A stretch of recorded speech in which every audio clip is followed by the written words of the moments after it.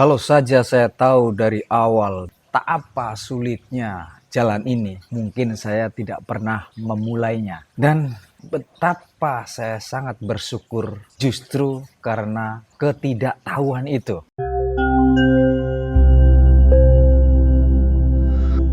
Bapak, Ibu, teman-teman semua yang saat ini di fase di mana ingin membangun bisnis, membangun usaha, ataupun sedang karir. Mungkin kisah singkat ini bisa membantu men-trigger bagaimana kita bersikap dalam bidang pekerjaan, dalam bidang bisnis, untuk meningkatkan kapasitas diri kita di kemudian hari. Sehingga harapannya apa-apa yang kita lakukan menjadi jauh lebih baik dibanding sebelumnya. Perlu diketahui bahwa saya sejak tahun 2008 itu sebelum bisnis saya berjalan lahir dengan ketidaksengajaan.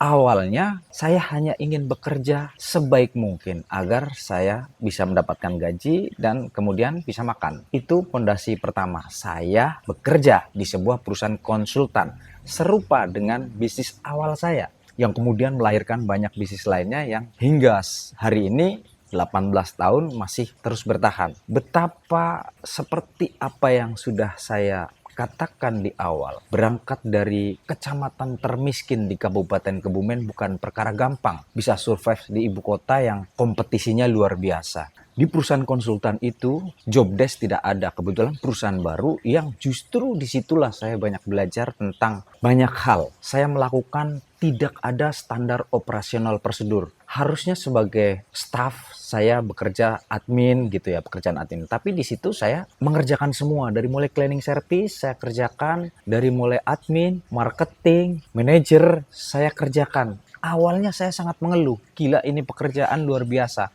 Tapi saya pikir daripada saya tidak bekerja, tidak makan, saya pilih menjalankan. Dalam hati terus membatin, ada kebaikan-kebaikan di dalamnya. Saya jadi tahu, saya jadi explore mengenal internet, bagaimana memarketingkan skala global, bagaimana membangun website, bagaimana saya belajar coding. Ketahuilah, saya angkatan 98 yang sebenarnya mata kuliah yang saya terima sama sekali tidak berguna. Saya belajar underdose, kemudian saya bekerja, sama sekali belum pernah dipakai. Artinya, jalur pendidikan formal yang saya terima hari itu nggak ada gunanya sama sekali. Secara teknis ya, dalam pekerjaan, dalam aplikasi pekerjaan tidak berguna karena sudah geser, sudah ke Windows, kok sekarang kemana lagi. Jadi memang nggak make sense dunia pendidikan waktu itu ya. Kisah apa yang bisa diambil oleh Bapak Ibu ataupun teman-teman semua yang sedang menjalankan karirnya di posisinya masing-masing, ataupun Bapak Ibu yang sedang mempersiapkan pensiun nanti, atau bahkan yang sedang pensiun. Hal pertama yang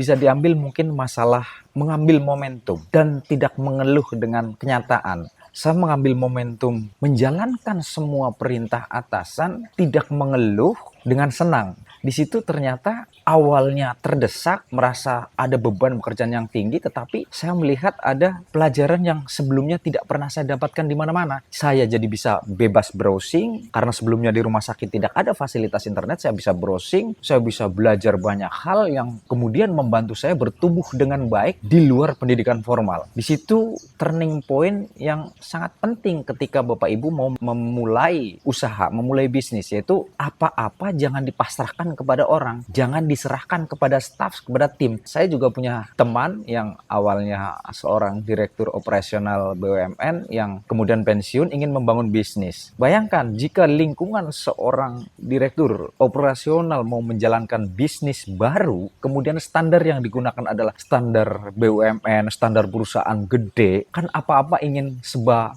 siap. Ada staff, ada marketing, ada website yang keren, ada banyak staff yang diperlukan. Menurut hemat saya, itu tidak perlu di saat awal membangun bisnis. Perencanaan sesederhana mungkin, menghemat biaya, tetapi melangkah jauh lebih penting dibanding itu semua. Jika perlu, kita belajar hal-hal yang sangat mendasar. Bagaimana menyiapkan pola marketing, bagaimana informasi produk dan jasa kita bisa diketahui banyak orang. Itu aja dulu. Karena bisnis sekeren apapun, sistemnya sekeren apapun, kalau tidak ada sales, tidak ada marketing, mati.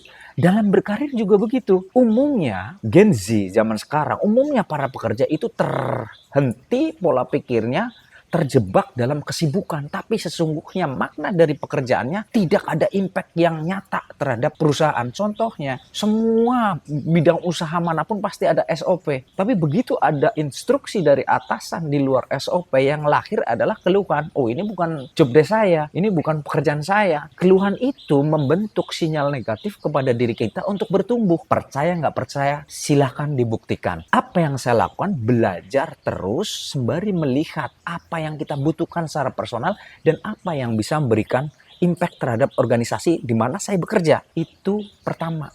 Mengupayakan diri sendiri bertumbuh dulu, baru berpikir bagaimana ilmu ini bisa terdistribusi kepada tim kemudian hari ketika kita membangun bisnis. Itu yang paling mendasar menurut saya ya. Itu bagian dari, kalau dalam prinsip saya itu ikhtiarnya kita. Nah, saya pernah ada 2 momentum besar yang mungkin bisa menjadi trigger ya. Di tahun 2008, pertama kali saya membangun di Multi itu, saya butuh website. Nah, karena kebodohan, tidak tahu bagaimana membuat website, ya awalnya saya minta tolong jasa pembuatan website.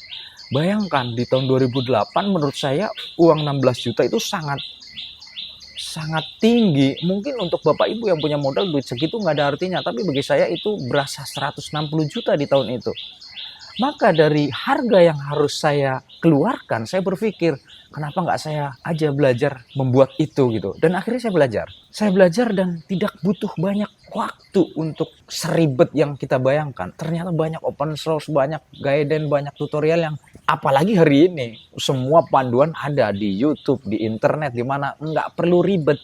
Saya melakukan itu untuk apa? Untuk hemat biaya. Saya menggunakan jasa ketiga yang terjadi. Iya, awalnya puas sekali, desainnya keren, bagus, berfungsi. Tetapi bayangin, beberapa bulan kemudian ada bug, ada error. Oh, PHP sekian kok sudah tidak kompatibel dengan codinganmu. Ketika kita komplain, biaya lagi. Jadi kita masuk ke ruang di mana harus terus-menerus mengeluarkan biaya. Saya hindari itu. Untuk apa? Untuk cutting cost, untuk menghemat biaya. Buat makan aja dulu, agar running dulu aja bisnisnya. Itu yang pertama. Yang kedua apa? Yang kedua hambatannya adalah di tahun 2008, angkatan seusia saya dari kampung atau dari orang yang terdekat saya adalah tidak bisa bahasa Inggris dengan baik. Termasuk saya, nggak ada pendidikan kayak sekarang. Dulu di sekolah ya gitu-gitu aja. Mungkin kalau dari satu kelas ya satu orang kali bisa bahasa Inggris pun bisa-bisaan. Jadi memang complicated buah hasil pendidikan di sekolah menengah atas zamannya saya ya. Nggak ada les, atau ada les pun jauh sekali dan nggak mampu bayar. Di daerah ya, di Jakarta beda cerita. Nah, ini menjadi hambatan saya ketika ingin membangun tim. Bagaimana mungkin membangun tim langsung hire orang yang gajinya udah gede? Nggak mungkin, karena mikirin buat makan aja ruwet. Dan siapa yang mau kerja di perusahaan yang baru lahir? Nggak ada.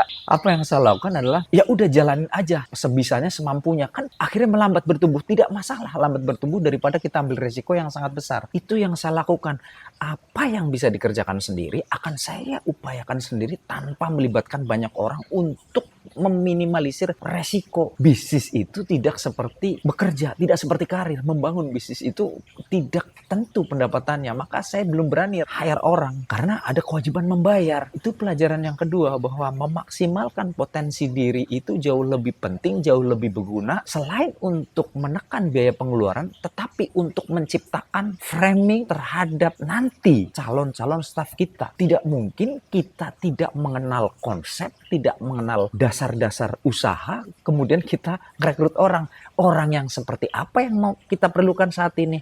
Betulkah kita membutuhkan ahli coding? Betulkah kita membutuhkan marketing? Betulkah kita membutuhkan tim sales? Itu penting. Jadi kalau tuh pun kita membutuhkan tim marketing, marketing yang seperti apa yang kita butuhkan? Bapak Ibu yang sedang menuju persiapan pensiun dan akan membangun usaha, jangan pola yang sekarang ada di perusahaan Bapak Ibu ditelan langsung, diaplikasikan di tempat bisnis baru. Bapak Ibu bangkrut di awal. Kenapa? Ya karena itu belum perlu, kecuali duitnya sangat banyak. Pun kalau saya sekarang di posisi saya udah memiliki uang kemudian bangun usaha, saya juga nggak akan langsung hire orang yang keren-keren, kecuali di posisi tertentu. Itu yang saya lakukan. Yang terakhir ini yang sangat penting ya, sekeren apapun perencanaan, sedetail apapun susunan perencanaan dalam bisnis, sekuat apapun materi pelajaran yang sudah kita implementasikan implementasikan, yang sudah kita terapkan dalam perencanaan tersebut, ujung-ujungnya adalah keterlibatan Sang Maha Kuasa. Tanpa keterlibatannya, program, perencanaan, mitigasi itu hanya jadi catatan. Jadi libatkan Tuhan yang Maha Kuasa